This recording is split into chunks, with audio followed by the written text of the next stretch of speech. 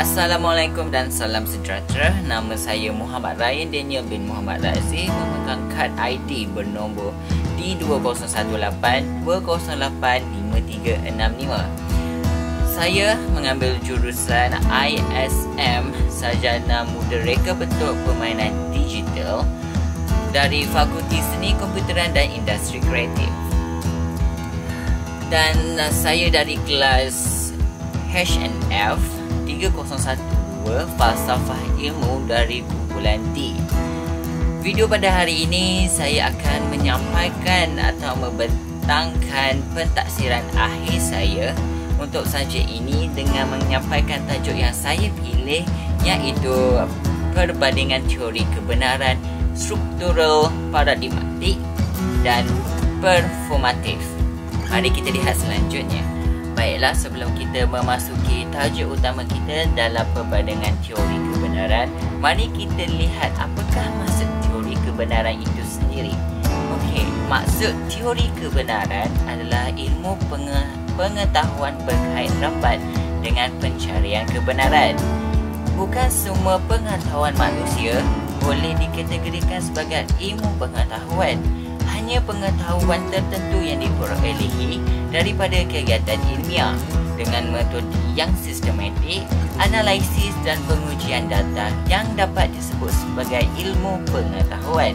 Dalam konteks falsafah ilmu barat, terdapat beberapa teori tentang kebenaran sebagaimana seperti berikut. Yang pertama, mari kita lihat teori yang pertama yang kita fokuskan kepada dua teori. Yang pertama adalah teori performatif. Okey, teori performatif menyatakan bahawa kebenaran diputuskan oleh pemegang autoriti tertentu. Sebagai contoh, penetapan pihak kerajaan untuk melaksanakan program pembelajaran mata pelajaran sains dan matematik menggunakan bahasa Inggeris atau dikenali sebagai projek PSMI. Sebahagian masyarakat beranggapan bahawa program tersebut adalah baik dan benar untuk dilaksanakan di Malaysia kerana ia telah diputuskan oleh berautoriti walaupun keputusan tersebut bertentangan dengan bukti-bukti empirikal. Teori performatif penghujaan. Kebenaran performatif dapat membawa kepada kehidupan sosial yang rukun, berperaturan, tertib dan stabil. Namun kebenaran teori tersebut juga mempunyai kelemahan seperti tidak mendidik anggota masyarakat berfikir kritis dan rasional.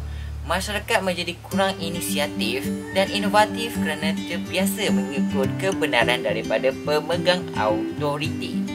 Bahkan sesetengah tempat masyarakat sangat mematuhi ataupun dalam kata yang lebih dekat adalah fanatik, adat dan pihak pemerintah.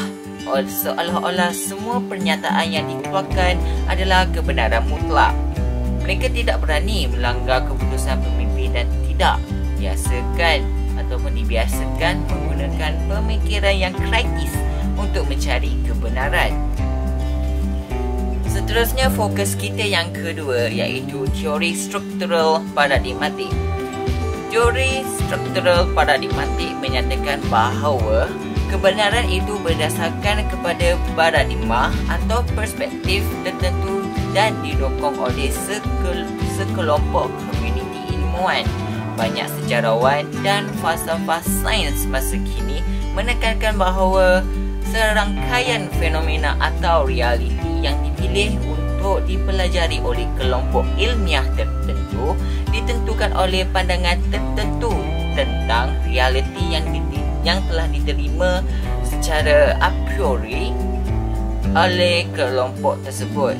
Pandangan a priori ini disebut paradigma oleh Kuhn dan worldwide oleh Sandor. Baiklah, mari kita lihat tokoh falsafah.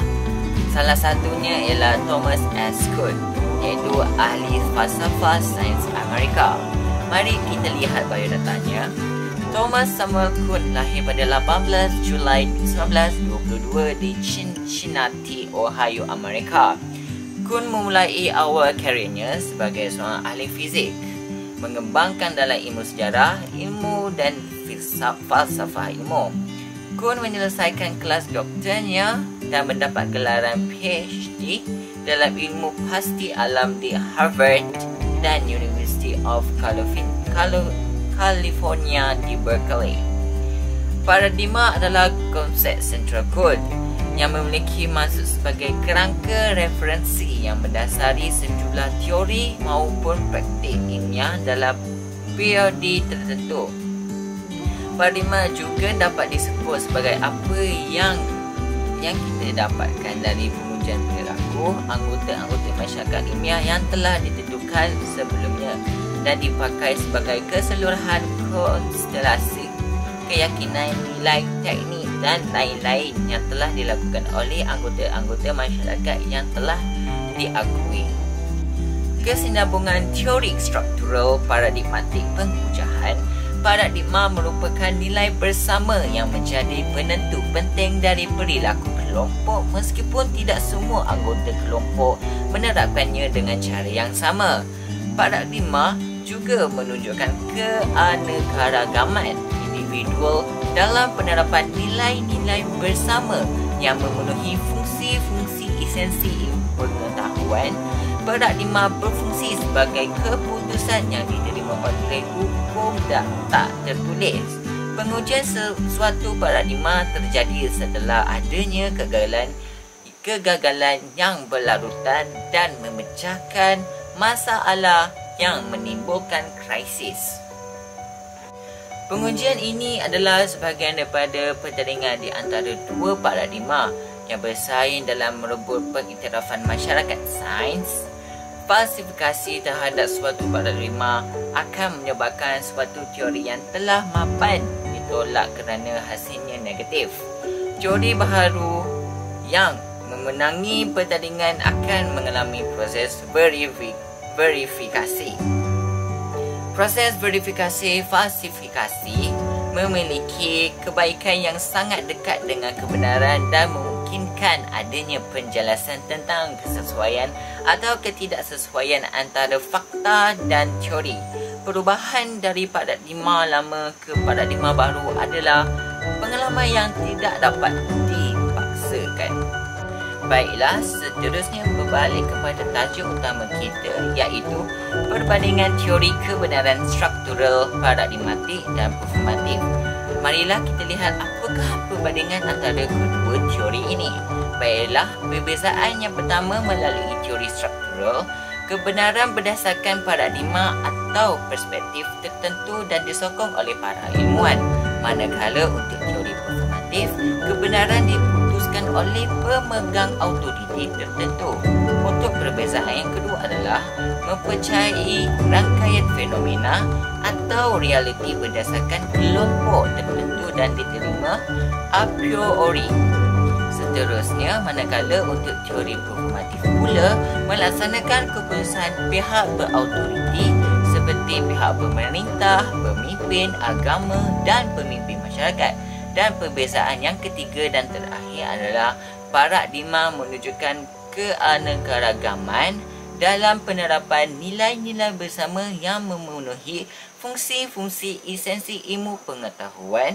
Ia juga merupakan hukum tidak tulis.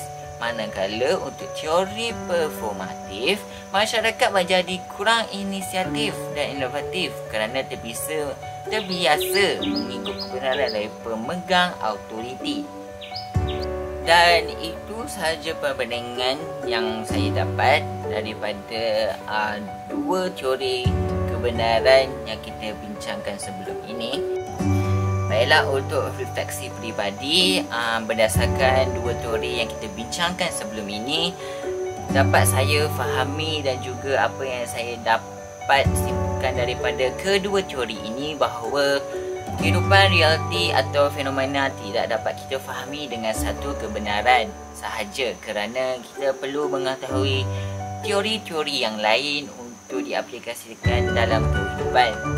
Seterusnya, teori kebenaran performatif dapat membantu memahami realiti kehidupan di mana kebenaran adalah daripada autoriti tertentu. dan refleksi saya semasa melakukan pentadbiran akhir dengan membuat penghasilan video. Buat pertama kali ni saya berasa sangat teruja, dan pada masa yang sama saya dapat menyampaikan hujah saya secara lebih kreatif dan juga seronok dengan kaedah digital berbanding kaedah biasa dilakukan di depan bilik kuliah. Dari segi kelemahan, saya dapati informasi yang saya berikan, saya boleh jujur mengatakan maklumat diberikan tidak mencukupi dan perlu diperbaiki, serta saya perlu mengambil langkah untuk penambahbaikan supaya maklumat yang saya sampaikan tepat dan mudah difahami. Dan ini sahaja video daripada saya pada hari ini. Sekian, terima kasih. Semoga kita ketemu di lain hari. Assalamualaikum dan salam sejahtera.